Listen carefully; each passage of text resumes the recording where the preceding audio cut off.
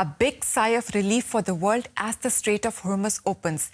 Oil prices have fallen, share prices have jumped, and US President Donald Trump says he believes a deal to end the Iran war is close. Let's look at this. A Maltese flagged tanker sailed through the strait and anchored off Iraq to load crude oil from its terminals at Basra. Nothing like this has been seen for weeks, but many uncertainties remain. The ceasefire is temporary and the US blockade of Iranian ports and ships remains in force. In peacetime, around a fifth of the world's oil and gas normally passes through the Strait of Hormuz. So is opening of the waterway really a turning point? To help us understand this, I'm speaking with Olga Khakova, an energy security specialist and a non-resident fellow at the Atlantic Council Global Energy Center. Olga, let's look at the Strait of Hormuz. Few ships have started moving through it. On this map, we see a number of vessels being parked near the waterway, waiting to pass through. And we have been looking at that map for weeks now. What is new is that now there is actually some movement.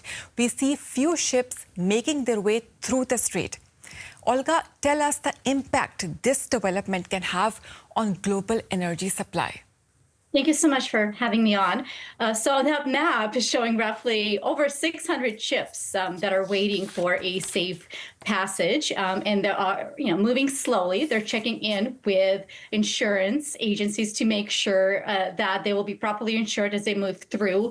The impacts will, as we've already seen, the impacts in the markets, which love reacting to the headlines. A lot of optimism in the air, but of course, this is not something that will be resolved in a day or two, or even weeks, or potentially months. In the best case scenario, this peace will hold, and we will see continued flow. These ships will reach their destination in several weeks, and then we will continue to see a healthy traffic. But are we immediately, even in a few weeks, are coming back to 2025 flows and prices?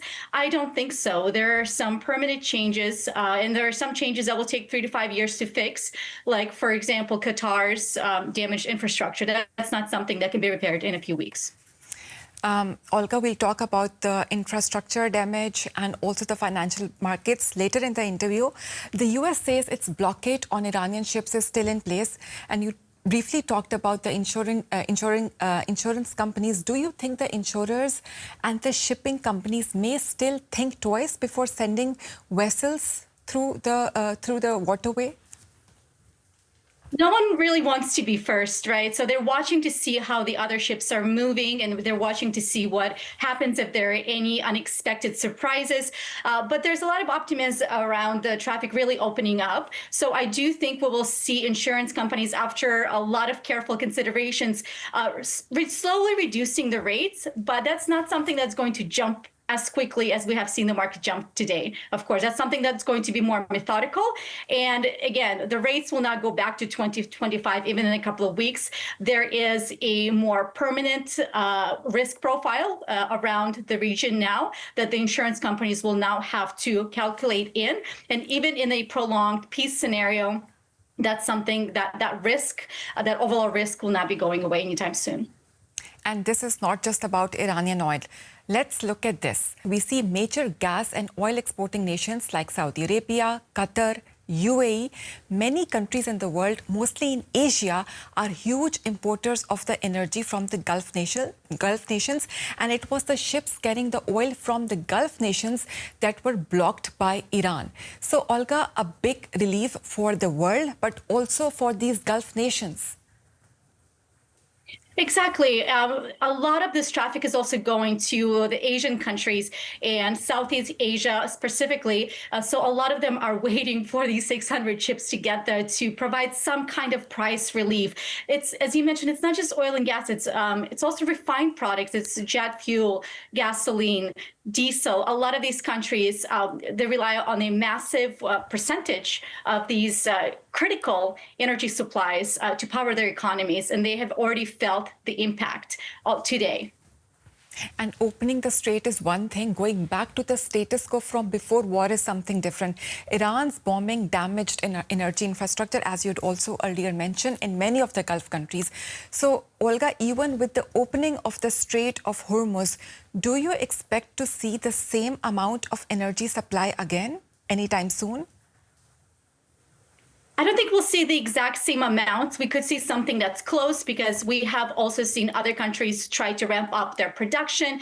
We do expect in the next few years a tremendous increase in U.S. LNG exports, and countries that could increase oil production have done so. But as we mentioned, some repairs will take years. And overall, I think nations, especially nations that are reliant on a lot of manufacturing or production of certain, whether it's chemicals or fertilizer, those are very energy intensive processes and operations. So for them, I think the bigger question is, how do they make their operations more efficient?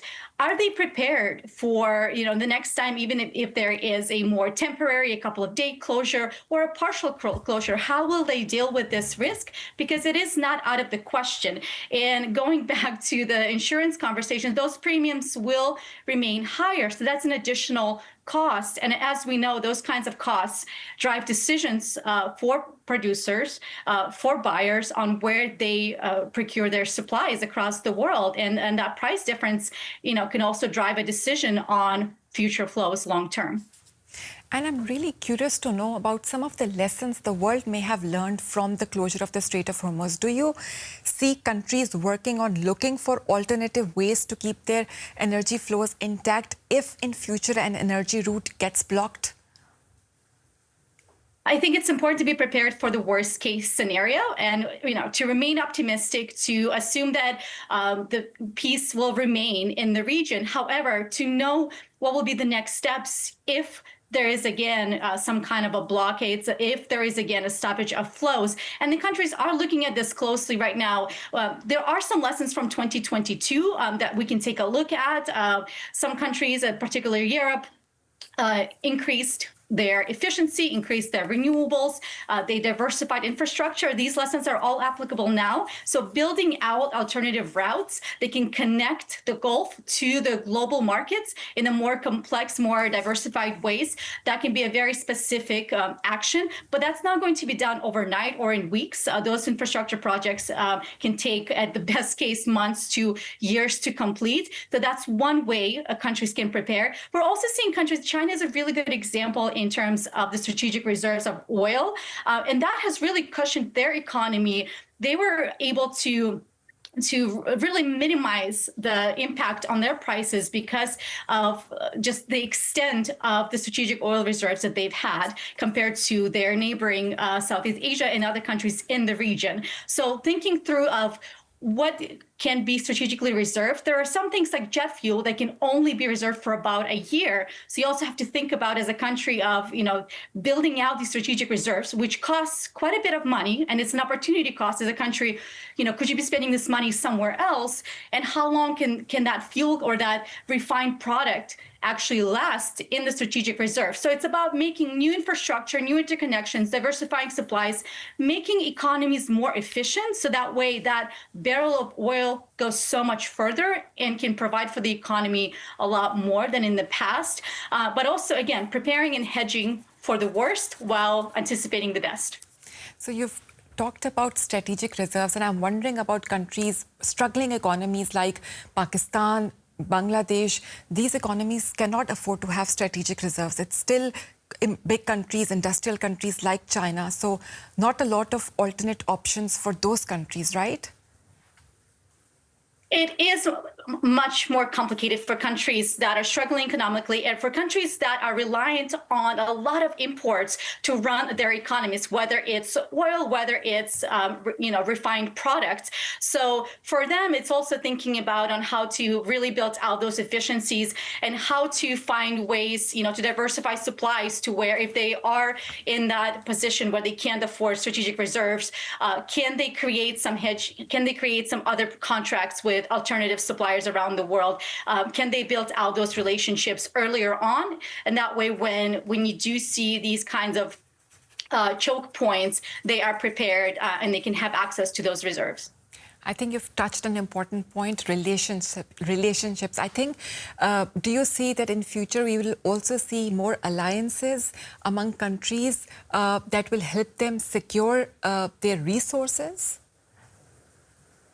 Partnerships and cooperation, is the best efficiency mechanism, because then, as if you have strong, good relationships and allies and a coalition of allies, then you don't need to, going back to our reserves conversation, then you don't need to on your own just, to have all of the reserves for all of these supplies, oil, gas, refined products. You can have agreements with your allies to say, all right, we have tremendous storage capacities of gas. You can store jet fuel. Let's create some kind of an agreement where if certain supply chains are disrupted, we can help each other out. So this does create efficiency around the world. And it's also about, it's not just reserves, it's also about the shipping sector. And, we've talked about U.S. trying to build out its shipping capabilities, but it's also about transparency of what's happening around the world and the ships that are traveling around, and making sure that we know where those supplies are coming from. Because I think that's another interesting point that doesn't get raised quite a bit in terms of,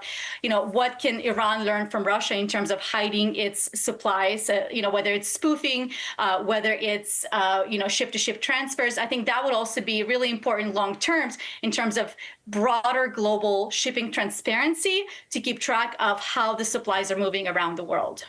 Okay, let's see now how the opening of the Strait of Hormuz has been going down with the markets. Let's see a graph. And in this graph, you can easily see the moment of the announcement when Iran's foreign minister declared the strait would be reopened for commercial vessels until the end of the ceasefire at least. The barrel price for crude oil dropped sharply, coming down from around $95 to something close to $86. And we saw an immediate positive impact on the financial markets as well. Olga, is this a rational response, or are markets getting ahead of themselves? This is a textbook response to an announcement that we heard today. This is to be expected. But I'd like to remind our audience that this price that you just showed on the chart, that's what the market thinks the oil will cost in a couple of months. So with this level of optimism, this is where we are today in anticipation of where oil will be in a few months. If you were to go and seek out a barrel of oil now at that price, that's spot the difference between the current of what you can get currently today, delivered immediately versus in a couple of months, there's a pretty big spread there. And I think that reflects the reality of, there's still uncertainty. There's still, this is a fragile situation. So I hope that these lower prices, hold. I hope that that's what we continue seeing. And I hope that in a few months, when I take a look at the spot prices, that's what actually is reflected. But I think we need to remember that these are the prices of what we anticipate the barrel of oil to cost versus the actual, physical volumes on the market this second. But tell me, overall, do you see this as the end of the global energy crisis?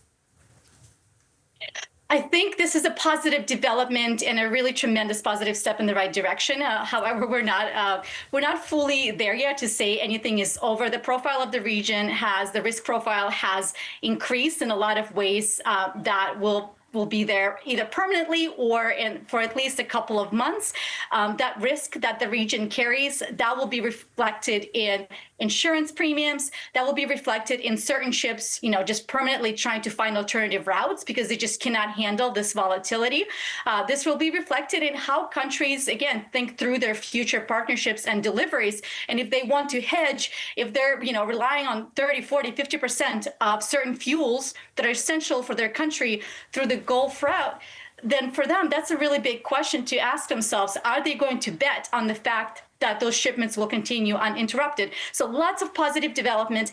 I think it's in everyone's best interest to keep us away from a 200 barrel oil and to keep us away from a global economic recession. So I think no one would win in that scenario. So keeping that in mind, I do feel somewhat optimistic. But again, reminding leaders across the world, reminding nations that let's stay optimistic, but let's also be prepared for a worst case scenario. I think that's really, really important. Energy security specialist Olga Khakova, thanks for your insights. Much appreciated. Thank you for having me on. So that's the economic side of the things. But what about the political meaning of all of this? Reactions not only from financial markets, but also from world leaders have been positive so far. Let's hear from the United Nations. The Secretary General welcomes the announcement today by the Islamic Republic of Iran that the Strait of Hormuz is completely open for all commercial vessels for the remainder of the ceasefire. The Secretary General considers this a step in the right direction. The United Nations position remains clear. We need the full restoration of international navigational rights and freedoms in the Strait of Hormuz to be respected by all parties. The Secretary General remains fully supportive of the diplomatic efforts to find a peaceful path forward out of the current conflict. He also hopes that together with the ceasefire, this measure will contribute to creating confidence between the parties and strengthen the ongoing dialogue being facilitated by Pakistan. Let's now speak with Behnam Ben Taleblu, a senior fellow and senior Iran program director at the Foundation for Defense of Democracies. Thanks for joining us. Great to be with you. Thank you for having me. What do you think does the opening of the Strait of Hormuz really signal from the Iranian side? Well, I think here we have to be very careful with our language.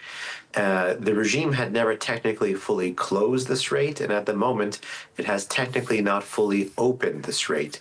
If we recall, there was about 10 to 12 mines that the Islamic Republic reportedly put in some of the narrower portions of an already very narrow international waterway, forcing vessels to have to take paths closer to Iranian territorial waters.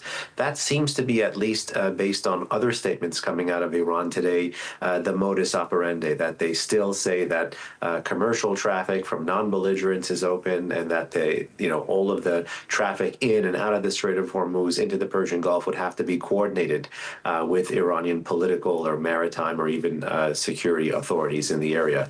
So I do not necessarily think we're out of the woodwork yet. If anything, I think this was a very stylistic attempt by the Iranians, and in particular the foreign minister, to try to develop a little bit of international goodwill as they look to head into a potential second round of negotiations with the United States, perhaps as early as this weekend, perhaps as early as next week.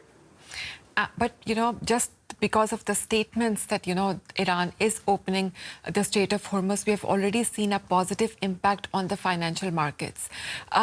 Do you think that this positive impact on the financial markets could further put pressure on the U.S. to extend the ceasefire?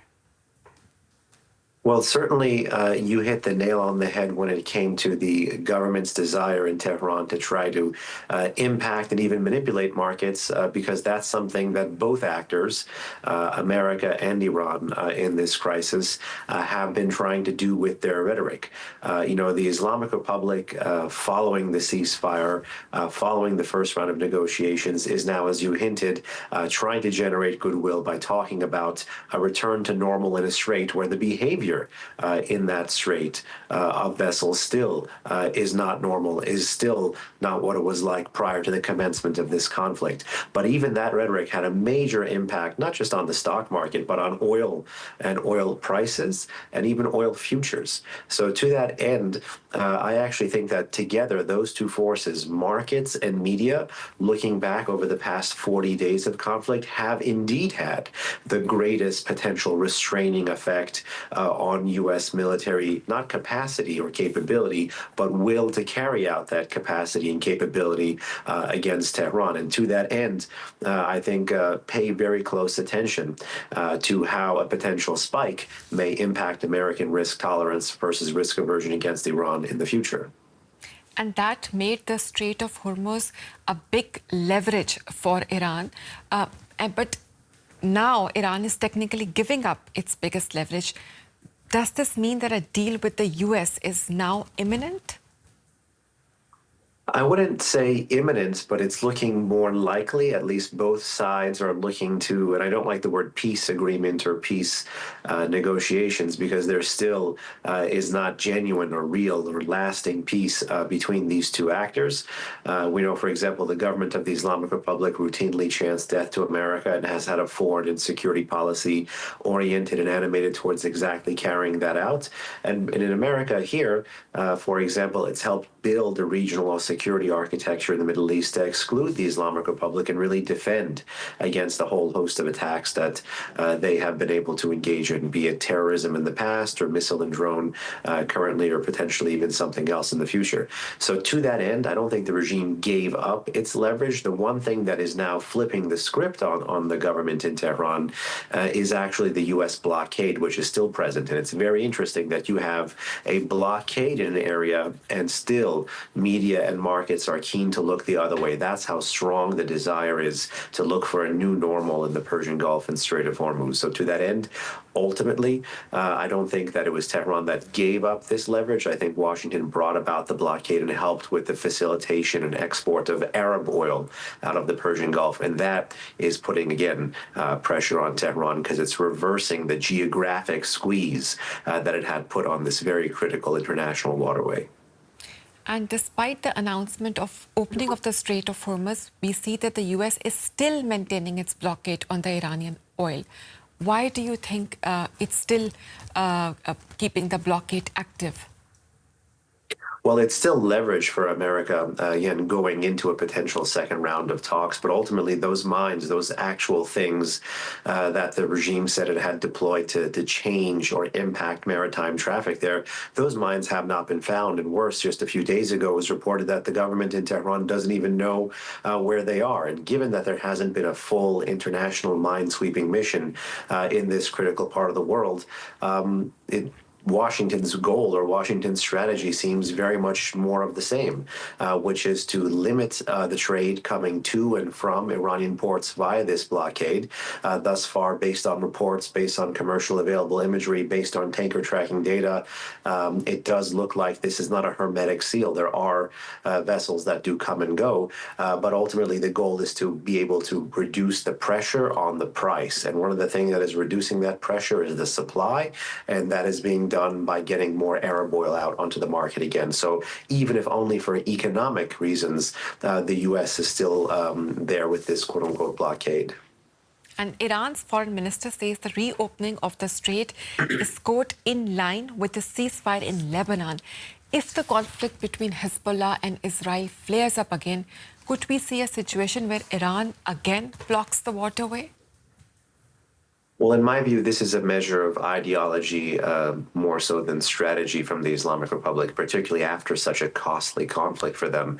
It wasn't just the foreign minister, but the parliament speaker, Ghalibaf, who leading up to and after that first round of talks in Islamabad with the Americans had also drawn this very important linkage that you mentioned between the regime in Tehran and its most successful proxy group, which is Lebanese Hezbollah, and tried to use America's desire for a ceasefire agreement in one theater to try to press on America, to press on its partner in another theater to help bail out and save Lebanese Hezbollah via a potential ceasefire agreement there. We saw it from the parliament speaker then. We hear it from the foreign minister now.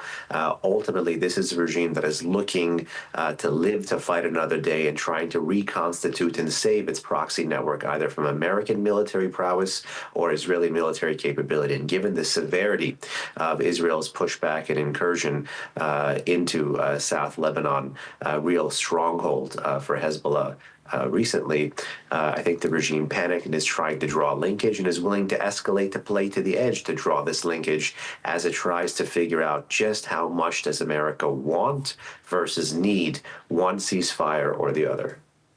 Behnam Ben Taleblu, thanks so much for your analysis. Thank you. And what do you think? Will the opening of the strait end the energy crisis? And is it a first step towards a peace deal between the US and Iran? Let us know in the comments. If you like this video, please hit that like button. And if you haven't already, don't forget to subscribe.